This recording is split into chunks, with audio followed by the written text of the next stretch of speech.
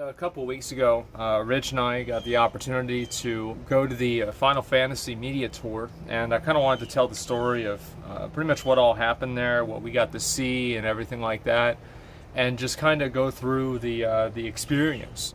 First thing is that they were, of course, very understanding with me because, like, obviously, I'm pretty much the worst person to try to have a.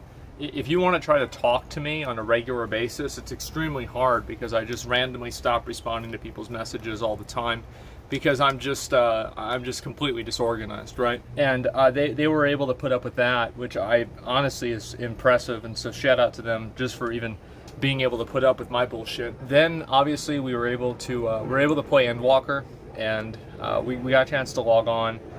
I don't know how this happened, but my character that they gave me for Endwalker is a female Lalafell. I think Rich put him up to it, to be honest. I think they did. I think they were like, let's go ahead and make things a little bit more fun for Asma. And then we pretty much were able to do a lot of just different random stuff. We could explore a couple of the different zones. I went to Charlian. That was the zone that I think I spawned in at.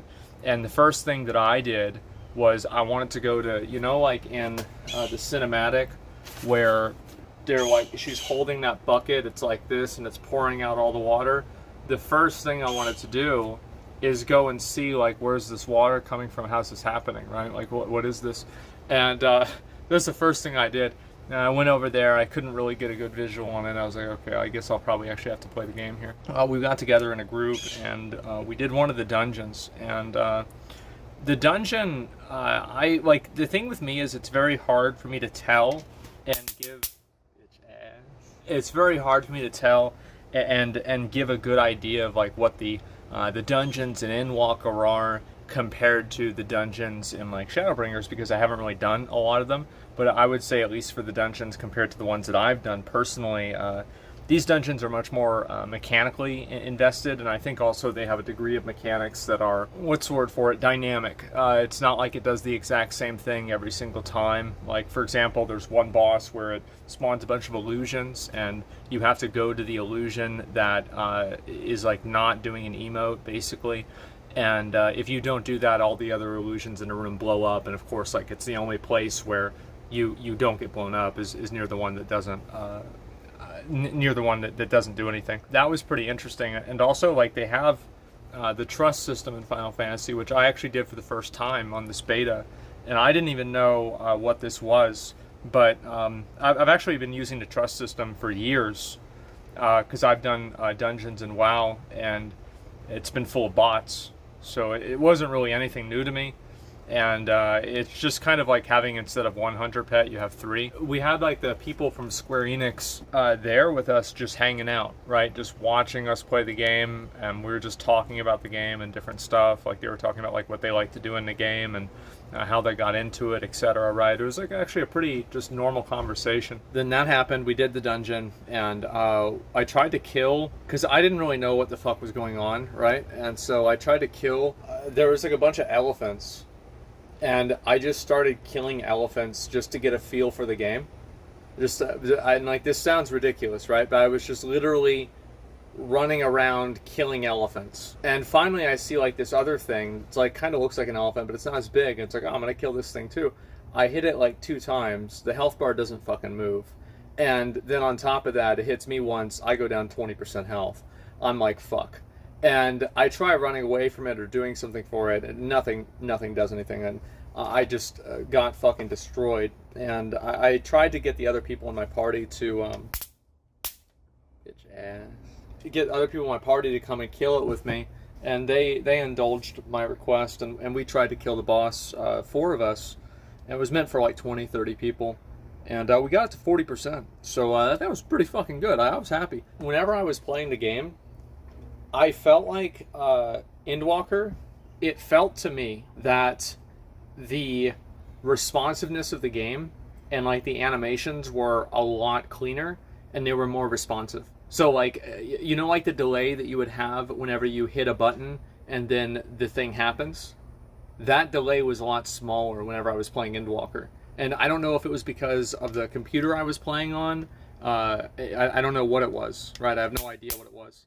But one way or another, it was definitely a much more responsive game, and I noticed it immediately whenever I started playing. After that, I went in and I just kind of flew around in like the areas and just to see what's going on and just kind of what's in store in the game.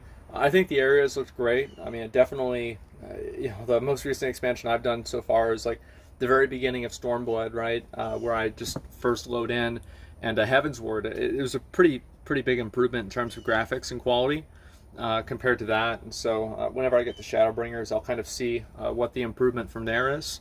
But this one's kind of like a big deal. This expansion is like kind of the end, apparently, of the whole, Zodiark and Hydaelyn thing. And I'm kind of curious to see what's going to happen, really. I think I have an idea of what's going to happen, but I think I'll finish Shadowbringers and then make my prediction. But it's not that they did say that, like, they emphasized this a million times, right? Is that it's not the end of the game, because a lot of people, it's like, okay, you're ending the big saga that's been going on for like 8 years here, and also on top of that, it's called Endwalker. Like, is the game ending, right? A lot of people are wondering this. It's not. Of course, they're not going to stop making the game because it's just massively successful and a lot of people play it and it makes them a lot of money. So they're not going to stop making the game. They're just going to go and start a new story. It's like in WoW, where like after we killed the Lich King, it was a paradigm shift, right? Because like for a lot of people, the Lich King was like the last loose end from Warcraft 3. So I think Endwalker could kind of be a Fall of the Lich King type thing, where it's like this is the end of the story as we know it, and then after that, it's time to start a new adventure. After that, I went in and I did the dungeon again. I went back, I did the dungeon a second time, and I used the trust system. And I played with, I think it was like Alphino, Alice, and Estinian, right? And it was easier. It was easier than whenever I did it with Rich. And like I know, like Rich, like I told him this, and he was like, "Oh, it's because you knew the mechanics." I'm like, "True, but still."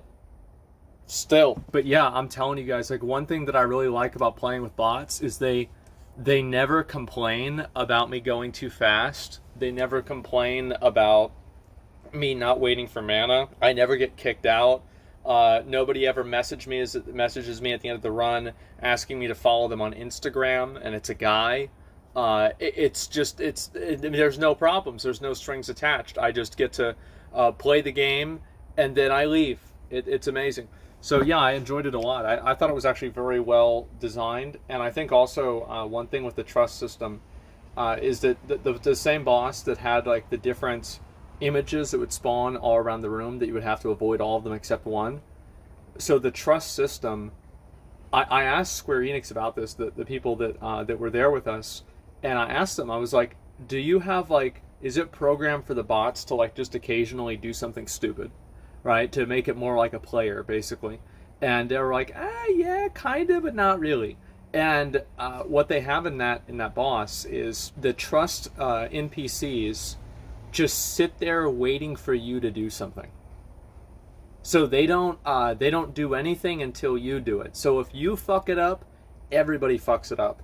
And I think that's so cool to me. I love that. It's a really good way of learning things. I'm trying to think about everything else that I did. Obviously, I tried out Reaper a little bit. I didn't really even figure out all the rotations and everything because I had to like set up my keybinds and everything. But I do plan on getting Dragoon up to 80. That way I can just immediately play it whenever it comes out, Reaper, and I don't have to worry about it at all. So anyway, we went to talk to the Square Enix, the team, basically about, because we got to interview Yoshi P, right? Everybody probably has seen this by now. We got a chance to interview him. I was a huge, I was really surprised, and I was just really happy about that because, like, honestly, we're kind of new to the community, right? I've played Final Fantasy like probably 500 hours at this point, like probably more than that. I played it a lot, but the fact that they'd be willing to do that for us, it was was a privilege, and I was really happy about that. I was kind of taken aback that they'd be willing to do that for us. And anyway, so they didn't ask us really to give them, so like a number of times, and I'll put this into perspective because I know that it could sound bad, especially the way that I'm kind of framing it, but I don't really think it's fundamentally bad, is that they didn't ask us for any interview questions ahead of time. So many times whenever, and this is I think something that's pretty common with like Warcraft, and I think there's other companies that do the same thing, many gaming companies do the same thing, they will ask you to give them the questions ahead of time so they know this is a two-pronged thing, right? This is multi-purpose. One purpose is obviously so that they're able to filter out any questions that could be that could make them look bad. Obviously, like, why didn't you do this? And they don't have a good answer for it because it's just something stupid to begin with. And so, like, yes, obviously it's so they can kind of, to a certain degree, craft a narrative, but it's also so they can make sure that the time that they invest in the interview is going to be optimized for both themselves and also the audience, which is what the interview is really for. So, like, I understand why different developers and people want to have the questions ahead of time, and I think that logically it makes sense, but there is something to be said, and I prefer, personally, an organic interview. I prefer an interview where I can just go in, ask them whatever I want to ask them, and they just, like, they didn't even really say like any guardrails. They were like, yeah, just talk about whatever you want to talk about. That's pretty much about it. And we got to talk to Yoshi P for a little bit over an hour, and the translator, like we asked, like, if you wrote down how many words like our questions were, like each question was like this big, and then like each answer that he gave us was like this big, right? So the fact that like she was able to translate all of that was really impressive. And as somebody who I'm not bilingual, I'm not multilingual, I only speak American here. So to me, I think that's impressive just fundamentally. Now the reason I didn't ask a lot of like very game specific questions like inside of Final Fantasy, because I feel like because I'm not a tenured player in the same way that somebody like I don't know, like Zepla, Xeno, Sifa, Mr. Happy, like any of these other guys that are making content about the game, these guys know the game a million times better than I do, and they'll be able to ask questions way better. So we were able to ask them a lot of questions about just like in general MMOs, and I think that it's really good and it's refreshing to hear like developers, and this is one of the biggest takeaways I had from the interview, is that it was really refreshing to hear developers and game designers talking about other games that they play, and also having some of the same thoughts and frustrations that players do. Because I think like there's been a problem, and this is especially true, I feel like this has been especially true with like a lot of Western game development, and I'm not really sure if it's a Western game development exclusive problem. It could be happening more in other places too, like Eastern game development, etc., right, South American. But I know that for what I see a lot is there's been like a growing resentment between the players and the developers, where it's like Battle for Azeroth, I made the joke, right, is not between Horde and Alliance or Horde and Alliance versus N'Zoth. It's between the players and the developers. Like this is the worst type of interaction to have. It's almost like you ever go to like a stream and there's people that are constantly like, it's like they're at war constantly with their audience, and like they don't like their audience but they're streaming because they feel like they have to or something like that. And it's just one of the most uncomfortable things to ever experience, right? And like Quinn is not a good example, right? Because Quinn, it's just like memeing, it's jokes, everybody's there for fun. But I'm talking about serious vitriol, serious frustration, serious anger, right? Or disappointment, whatever you want to call it. So, like, I know I've been in that place before with like classic WoW and Dark Souls, and it's just like, it's such a bad place for content to be in.